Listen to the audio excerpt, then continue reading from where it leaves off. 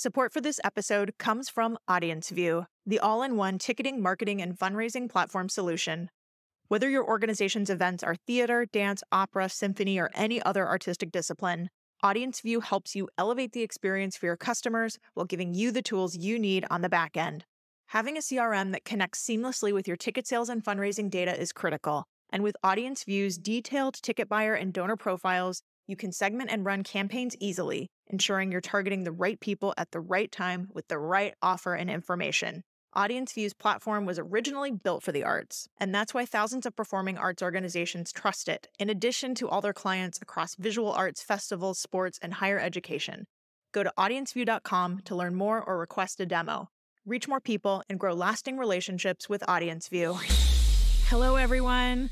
Or maybe I should say bula, which I've learned means hello in Fijian, because when this episode drops, I will be on summer vacation on an island in, you guessed it, Fiji. Fun fact, Fiji has 333 islands, and we are going to be visiting 3 of them. The quick rundown is we fly into the main island, the city of Nandi, where we'll do some hiking and exploring, but we won't be there for long. We go to then some kind of what I've been calling surf camp island. And if you were hearing this and thinking, I didn't know you surfed, Aubrey, you are correct, because I do not surf at all.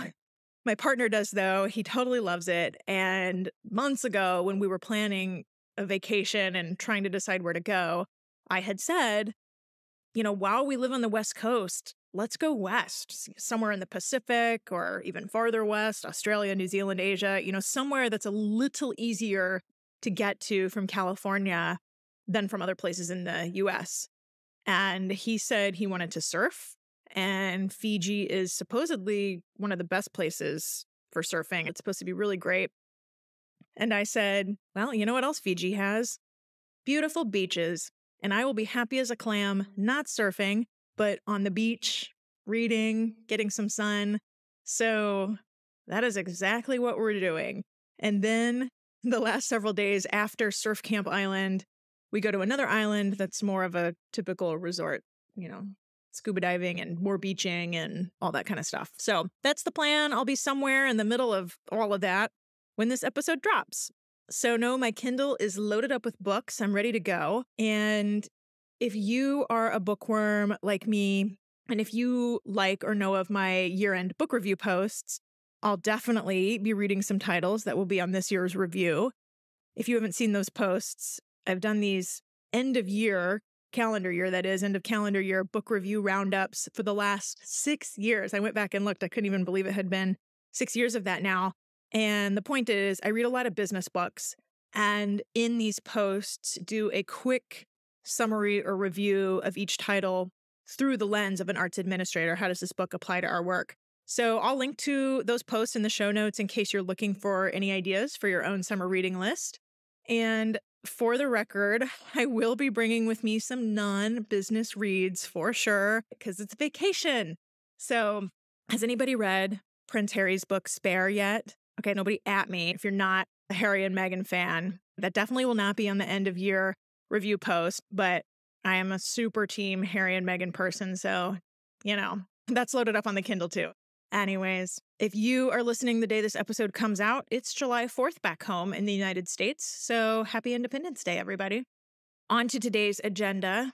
We are talking about the state of the workforce in arts and culture, hiring, what's next after the great reshuffle. We know there's a lot of hiring and movement among employees in our sector, especially last year as organizations were hiring back so many people and roles. And true, especially at this time of year in the summer, just about always as well, we see a lot of shuffling going on. We talked about this in the last episode. Summer is kind of a natural point of reflection and change. So we see that in the job market. And just to give some facts about this and to lay the groundwork here, even February of this year, 2023, there was still a bit of great resignation happening. A lot of economists and people who watch the labor market originally thought it was over at the end of 2022, because in January of this year, the number of people who quit their jobs dropped below 4 million for the first time in several months of that. But then in February, the Bureau of Labor Statistics reported that quits, as they call it, topped 4 million again. So went back up in February, which is the rate it had been every month for almost all of 2022. So again, as of February, people were still saying, oh, I guess the Great Resignation isn't over yet. And then if you follow these broader labor market trends, you know, around March or April of this year, the conversation turned from Great Resignation to quiet quitting, meaning fewer people actually quitting, actually leaving their job, but instead staying and doing just the bare minimum, basically to get by and not get fired, right? Okay, so then also around that time and continuing for the next several months were the big tech layoffs. And that conversation started dominating the news and the labor headlines. And it's now, summer of 2023. So what does all of this mean for the arts? Some, or even many, I suppose, of these broader labor trends absolutely apply to us too. And now we have data specific to our sector, which is what we are going to hear about today. We are seeing, just like every other sector, changes in this area of labor, both from the employer side and the employee side. We are seeing changes in things like salary disclosure. I mean, that used to not be a thing at all, anywhere, ever, in our sector or in many others. And now it's kind of expected, or at least more of a common practice, you know? So we're seeing these shifts, and we are also seeing shifts in what employees are looking for in an employer, not just salary disclosure in that example, but we're seeing how bullish employees and potential employees are, rightfully so, in my opinion, bullish about looking for these desired traits. So we are going to dive into what we're hearing and seeing in our sector with someone who led an extensive field-wide national research project on this topic and who is so data-driven in what arts organizations, hiring managers, and employees can learn and do differently as the narrative is changing on this topic of labor, hiring, job satisfaction, all of that. So whether you are somewhere barbecuing for Independence Day or laying low or on summer vacation yourself or listening at some other time entirely, this is the penultimate episode of season 2. And that means it's episode 10 of 11 on how the narrative is changing for arts and culture. And it starts right now. Hey, everyone. I'm Aubrey Bergauer, and welcome to my podcast. If we haven't met, I'm known in the arts world for being customer-centric, data-obsessed, and for growing revenue. The arts are my vehicle to make the change I want to see in this world, like creating places of belonging, pursuing gender and racial equality, developing high-performing teams and leaders, and leveraging technology to elevate our work. In this season, I'm bringing you conversations with some of my favorite experts from both inside and outside the arts, all to help build the vibrant future we know is possible for our institutions and for ourselves as Offstage administrators and leaders. You're listening to the Offstage Mic. If you listen to this podcast regularly, you've heard me talk about how education programs present a huge opportunity to drive revenue for your organization. Whether you have an education program or offering that's already monetized or are interested in starting one, I'm excited to introduce you to CourseStorm. CourseStorm takes care of managing class registrations, collecting payments, and promoting your classes. It includes simple registration forms, built-in payment processing, and automated marketing tools. It literally takes just minutes to set up a catalog. CourseStorm also seamlessly integrates with ticketing and donor management platforms like Patron Manager, as well as hundreds of others through Zapier. Join arts organizations already using CourseStorm, like the Chicago Youth Symphony Orchestra, Princeton Academy of Art, Miami Theater Center, and others. The best part, though, CourseStorm's pricing is designed for your success. You never get a bill from CourseStorm. You only get payouts. And there's no contract or minimum time using the service required. How amazing is that? Visit CourseStorm.com/Aubrey. That's COURSESTORM.com/Aubrey and set up a sample catalog or request a demo. With class registration and everything else taken care of through CourseStorm, you can focus on what's important, helping your patrons grow as artists and performers through education. And we're back. Today on Top Tunes, the music production... Is it just me, or does this sound terrible? Wait, I think I heard of someone who might be able to help us. There's this company called Novo Music. They provide across-the-board audio solutions, from recording repair to audio editing to original music and sound design and beyond. Well, what are we waiting for? Today on Top Tunes, the music... Now that's better. Novo Music, conducting your creative vision. Find out more at novomusic.co. Today's guest is Karen Freeman, who is the Executive Director of Research at Advisory Board for the Arts. Advisory Board for the Arts, if you are not familiar with them, is a company that is the largest global network-based learning organization in the cultural sector today. They use their network research capabilities and expertise to bring together the best ideas from around the globe to help arts organizations, both large and small, find breakthrough solutions and achieve lasting success. Karen Freeman also has a background as a player. She played cello and piano growing up. She was an Interlochen kid and then went on to obtain degrees from Harvard and MIT. She worked at McKinsey, where she was the global head of digital and analytics learning for generalist consultants. And what that means is she was responsible for training 17,000 consultants there at McKinsey in analytics modeling, training them in digital transformations, design thinking. And then when Advisory Board for the Arts came, it really put all of that together for her. Her arts background, her research career. She joined ABA in 2019. And the study that she led that we're going to dive into today is called The Future of Work, Attracting and Retaining Staff Talent.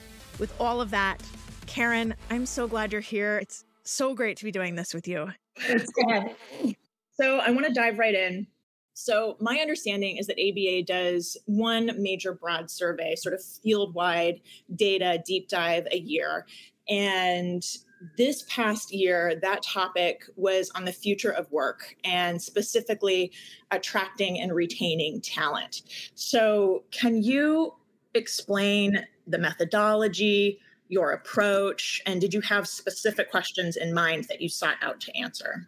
Sure, happy to do that. Before I do that, just a quick introduction about who ABA is, because I'm not sure people know that. We're a membership-based research organization. It means we have about 80 members around the world, and they can ask us for research on any topic at any time.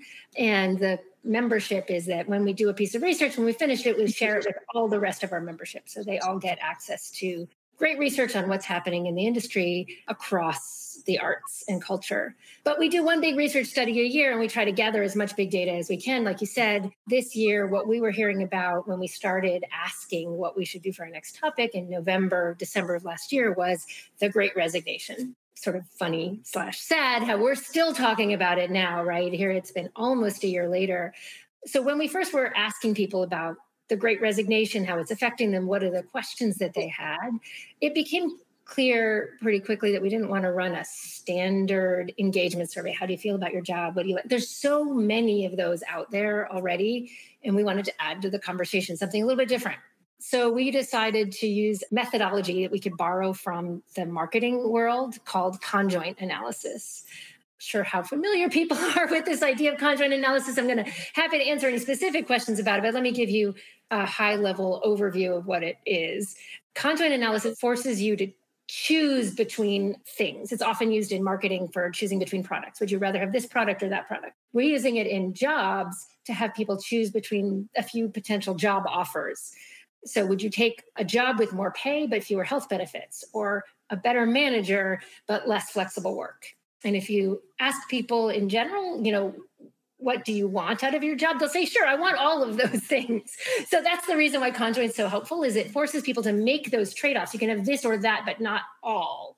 And the way it works is it has you do kind of several iterations of job after job choice. And as you do those choices, it learns what you care about most and what you care about least, or what's really positive or what's really negative. That's a methodology thing we did. It gives us two really interesting things. It gives us both importance, like how important something is relative to everything else. And then the other thing is utility, which puts a really tangible and ultimately financial value on it. Like if we know the utility of something, we can actually say this is worth $5,000 in salary to you each year. So those are the two outputs we get from this. Okay, I get excited about the methodology, but the things we were asking were just what matters most, right? When push comes to shove, what is it that people most want out of a job? And the attributes we were asking about were like organizational things like artistic reputation, inclusive decision-making, emphasis on diversity, equity, inclusion, and access. Are you following through on those things? Job attributes like the ability to work from home, the room for advancement in your job, and then benefits like healthcare, professional development, free tickets, what have you. So that was the methodology and the questions that we asked. And then in the end, we had nearly 1,500 people take our survey across 52 organizations globally. I was just going to say US or globally. Thank you for all of that. So what I want you to do now is just really get into the top line findings. Sure. 4 things that were most interesting across this whole survey. There's a lot that we can talk about. And so I will try to keep it simple to the 4 that matter most. First is, in addition to asking people to make trade-offs, choices about what they wanted from a job, we rate their attributes. So it gave us this really interesting picture of what an average arts organization looks like. 72% of people said that they have excellent job security.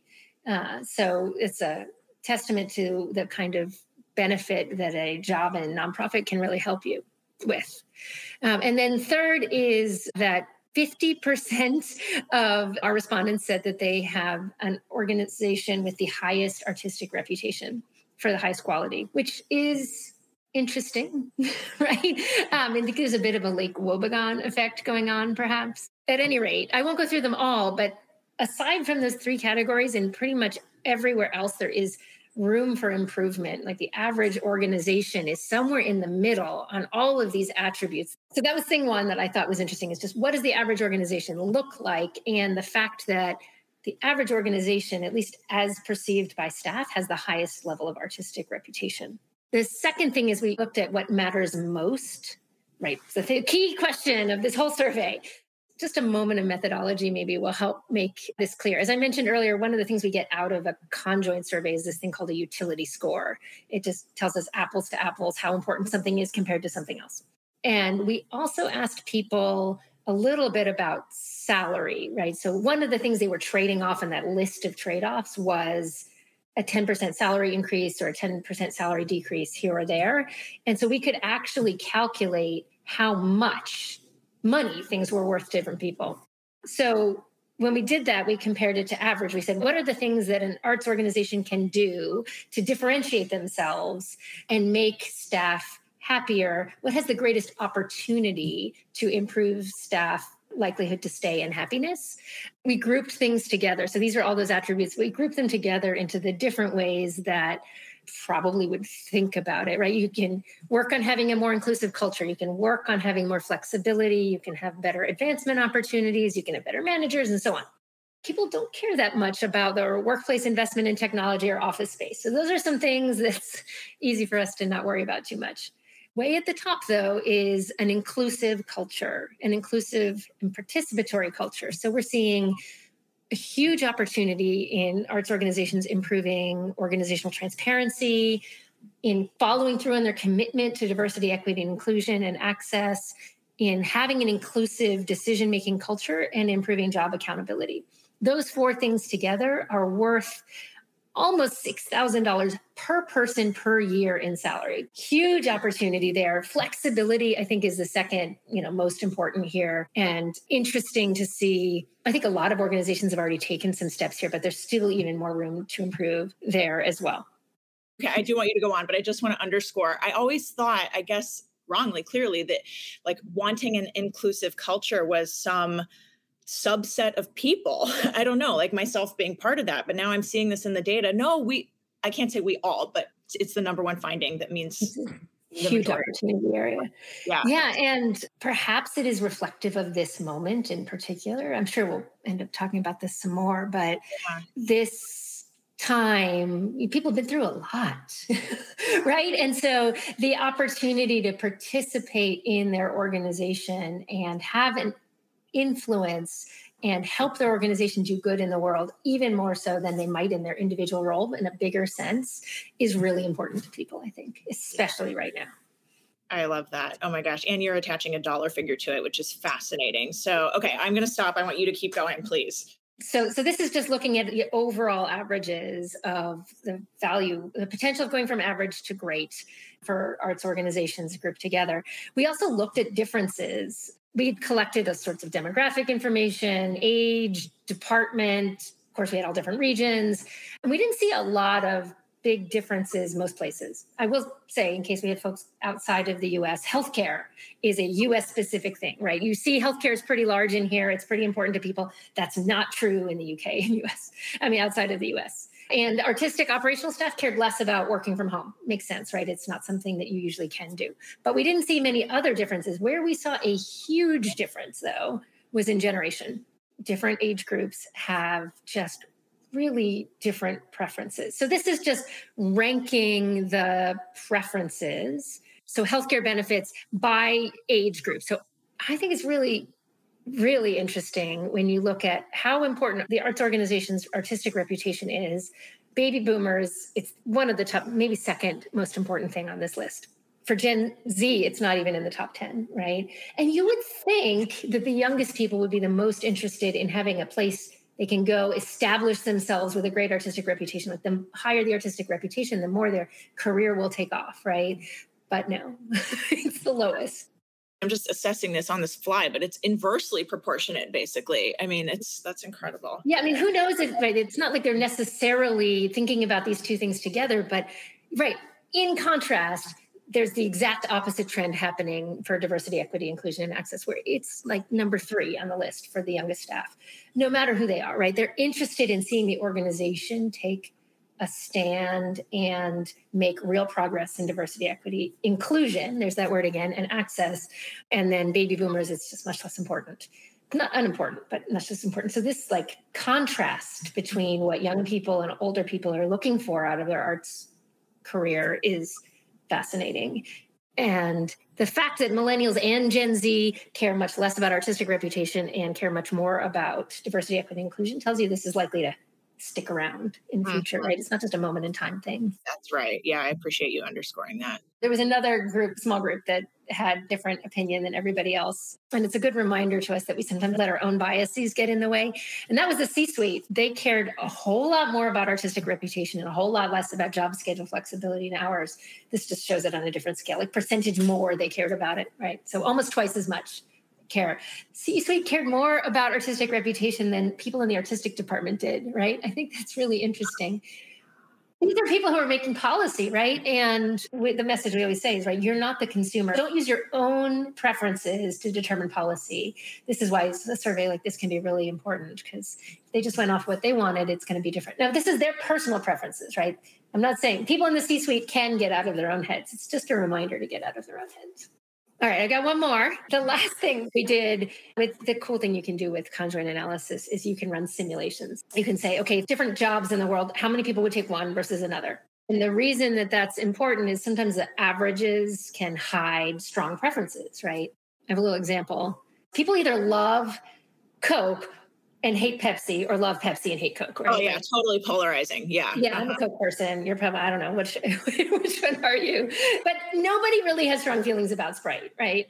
So if you did a conjoint analysis, you'd see results kind of like this, where weirdly, Sprite would actually come out as the best, right? But if you actually put those products out, right, the same respondents in the same survey would show one person would pick Coke, one person would pick Pepsi, nobody would pick Sprite. So if there are strong opinions about something, the average is weirdly going to hide it. So that's why you do simulations. We got to make sure we don't have the Coke and Pepsi effect going on with any of our data. Anyway, there were 2 simulations that we did that were pretty stark and different than what we would have expected. So the first simulation that we did was whether people would trade off artistic reputation for more pay. So behind door number one is job A, where it's an organization that has no artistic reputation, right? They just are still building their artistic reputation, but they're offering 10% more pay. Behind door B is an organization with an artistic reputation for the highest quality, but you'd be getting the same salary you get today. And so we can run the simulation, and what it tells us is that 54% of people will give up artistic reputation for a 10% pay increase. They'll just go to an organization that doesn't have a strong artistic reputation for more money. So interesting, especially, gosh, if you look at your average arts organization's career page, what you'll see on there is all this commentary about what a impressive artistic reputation they have and how they've built this impressive reputation over time. Yeah. And that is, I'm sure, incredibly helpful for audiences to come and understand that they're getting a great experience out of it. It's really useful for great artists to come and work with you. But as a staff attraction lever, it doesn't seem to be all that powerful. We tried another one, which was culture, right? Going back to that inclusive, transparent culture. So behind door A is an organization that has no transparency. They're top-down decision-making, low accountability, performative, diversity, equity, inclusion, and access. Very sad. But 10% more pay, so you can get paid more. Or organization B is better culture on all those dimensions, but you're getting paid what you get paid today. Which one do people choose? Most people will turn down a pay increase for a better culture. Much stronger and much more powerful lever for attracting and retaining staff than artistic reputation is, which is the thing that's on everybody's career page. So for me, that was the other really interesting finding from all of this, that we have a lot of opportunity in inclusive culture and that it is really powerful. Like if we do it well, people will stay. That's what we learned from the survey. Oh my gosh. Okay. I have so many things to follow up with. Okay. My first follow-up question on this is, this whole series, I said at the top, is how the narrative is changing for arts and culture. And to me, there's one finding that really maybe exemplifies that. I don't know, a lot of this exemplifies that, I guess. I think the stat was more than 50% of administrative employees say they prefer to work for an organization that has flexible work components over artistic reputation. And even though we just spent a lot of time talking about the DEI aspects over artistic reputation, but I think that's a shift, definitely. I mean, we talked about the generational shift for sure and all of that, but I want you to say more about this and unpack this a little, but not all jobs lend themselves to remote work or flexible work either. So I've really been trying to grapple with that. And I don't know, I just want to hear you weigh in on that some more, if you would. Well, by the way, that statistic about more than 50% of people going for a flexible job, it is true. And I think it's pretty important. One thing that I'll note is that there's two parts to flexibility. One is being able to work from home, which is what we often end up talking about in the news and sort of hear about. People are like, I want to work from home 1 or 2 days. And we were able to do that in the pandemic. Why can't we do it now? And the second thing is flexibility to go to a doctor's appointment and so on. That second one, flexibility about when you work, is way more important than the ability to work from home across our survey. So I think it's just an interesting context point for the conversation that everybody's a part of. Often we just jump straight to work from home, but actually what people are really looking for is the ability to have a little bit more control over when and how they work. So we can talk a little bit about what that means for places where it's more challenging, but thinking about flexibility and then that concept of inclusive culture that we were just talking about a moment ago, as we step back and say, why is that so important right now? I think it's helpful to get ourselves in the heads of where our staff have been for the past 3 years. And I think it'll tell us not only why there's been a shift, but why it's going to stick around, right? Even before COVID in the US, we had a tough political environment that made a lot of nonprofit employees kind of wonder about the country they lived in and not sure they understood. There was a lot of partisan concerns and not speaking to each other. Next, COVID, right? Sudden shutdowns. Fear for our jobs, our health, our safety. For people who got to keep their jobs, they were scenario planning every day. And then those scenarios were thrown out and there was a new set of scenarios. They were stretched into new jobs. The return to live actually just doubled the work for a lot of people as they were kind of coming back from the pandemic because they'd taken on projects in times they were closed if they were fortunate enough to keep their jobs.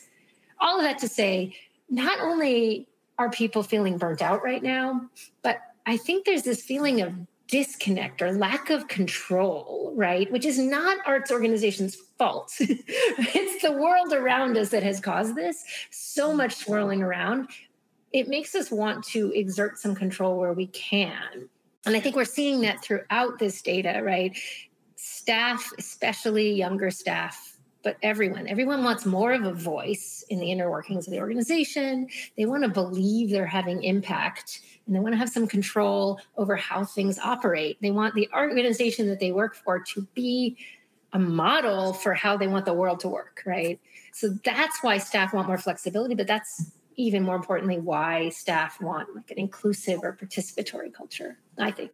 I really appreciate, Karen, how you just have such empathy as you're sharing the data with us. And I think that is powerful, not in the sense that we all want to be seen, which is true, but also in the sense of, and you said this earlier, when people who are hiring are trying to figure out how to get a better, larger, whatever applicant pool, this matters. And so empathy in that way, I'm always saying, know your audience, right? Well, in this case, if you're employer, your audience is the candidate pool or potential candidate pool. So I'm just sort of like putting a few threads together here, if I may. But you talked about not leading with artistic quality. There are these other things that matter more. And then even going back to the lead conference, even in my session, somebody from LinkedIn came and said across their entire data set, employers that talk about remote work and mention it in the job posting see, I think it was like 2.6 times. So that's a huge increase in applicants. Sorry, is the rest of that sentence. But like just an incredible increase in number of applicants. So I just think for anybody, there are so many people hiring. I said at the top every day, somebody's sending me a new posting saying, who can you recommend? So these things matter for recruiting talent.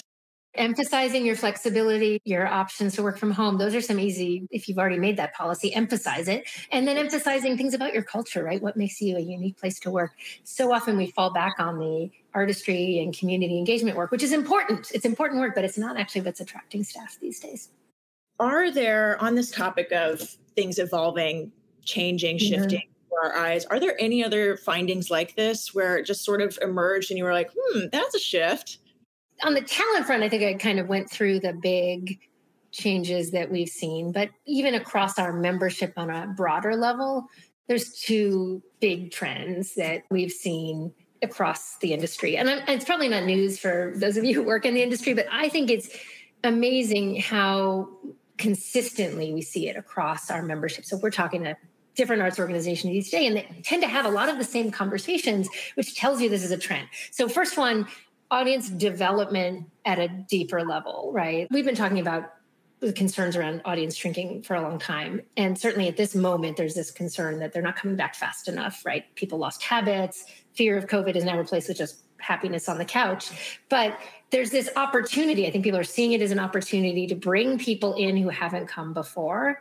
It's not a new conversation, but I see more willingness to make more change than ever before. So that's one big trend. What they're making changes in programming and investments, community engagement, all those sorts of things that people are doing way more.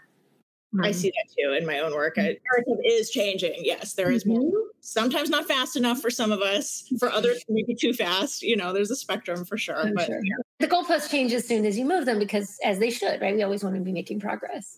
The other thing we see is a lot of community engagement and being really following through on that promise of investing in and being part of the community. I think that's part of a strategic plan of almost every arts organization I've talked to.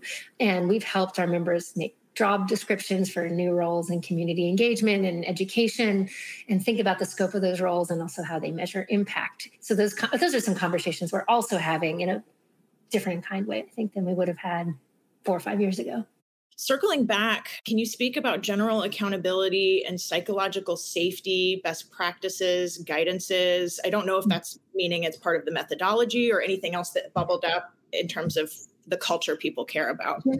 As part of this research, we talked with dozens of arts organizations specifically about what they're doing in inclusion, right? Because if the number one finding is improving an inclusive and participatory culture, then what do you do about it? And we had some conversations, one with an organization that is really made incredible strides, where staff even have an opportunity, and this is a theater, to have a say in what scripts are chosen from the artistic team, right? Like really participatory in that way. But we also have some great, just simple and helpful best practices to those things you were talking about, psychological safety and inclusion and feeling like you belong in an organization. One of the examples that we learned about was an organization that asked every employee, I think it was in a department, but eventually it's going to be across the organization, to share a user guide, like a little bit about yourself, how you like to work, how you communicate, what people should know about you, what makes you different, right? All of those things. And they've stored them in a place where you can kind of access them. And they've created this culture of people sharing what makes them individual and how to work with them. So it helps them work together. It helps them with conflict resolution and understanding each other, but it also helps encourage people to, right, getting back to that psychological safety point, like talk about their differences and be comfortable sharing things about their differences. So it's a simple thing you can do. If you're a manager in a team, you can start doing that yourself. It had a pretty big impact in the organization that we talked to. I want to follow up actually almost right where you left off, Karen. If somebody is working for an arts organization and they are not the chief executive or don't have a ton of decision-making power, but they care about these issues, care about being data-driven, that's a whole culture point too, in my opinion. Last question then, what can somebody do? Where should they start? Maybe there's two questions. One is, what do you do to change culture? And the other is, what do you do to make an organization more data-driven? I love both of those questions. To change culture, there's a concept in the corporate world that I haven't really seen trickle into the nonprofit world, but it's one of my favorite concepts. It's the difference between culture and climate.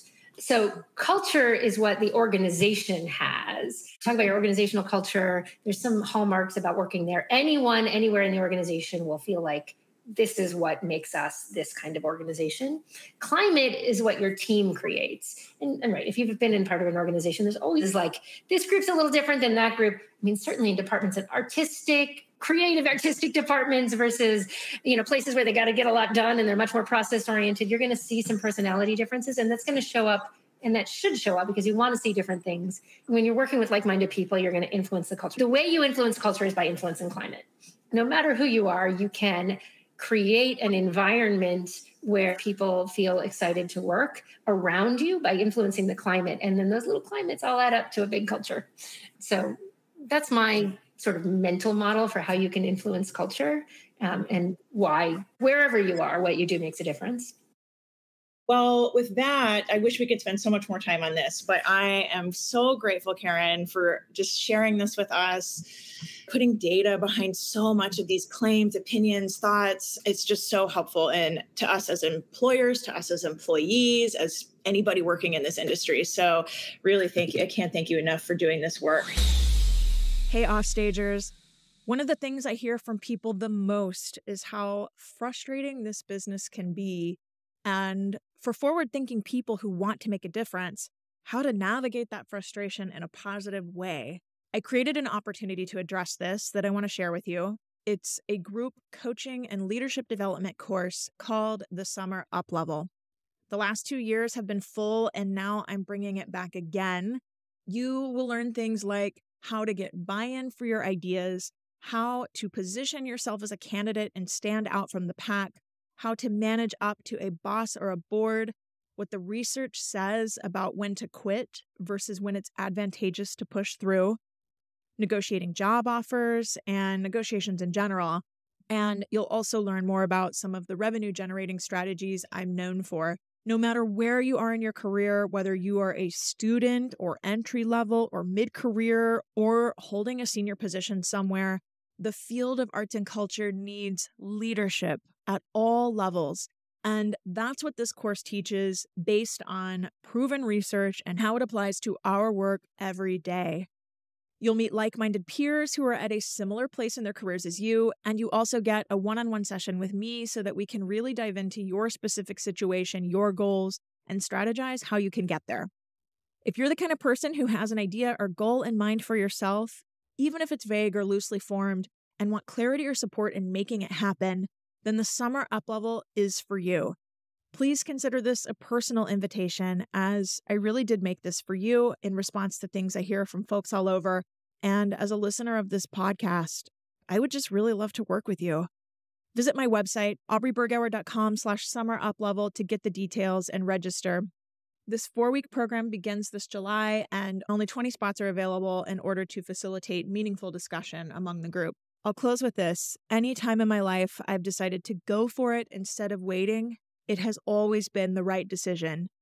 And I always look back and think, why was I so hesitant to begin with? So if you've been thinking about this, just do it. AubreyBergauer.com/summeruplevel. Seriously, I can't wait to see you there.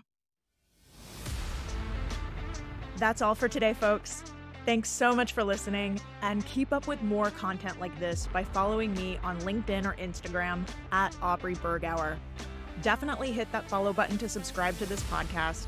And if you like what you heard here, will you consider leaving a review or rating? I'd be so grateful for your help and support in that. Thanks again. See you next time on the Offstage Mic. The Offstage Mic was produced by me, Aubrey Bergauer, and edited by Novo Music, a studio of all-women audio engineers and musicians.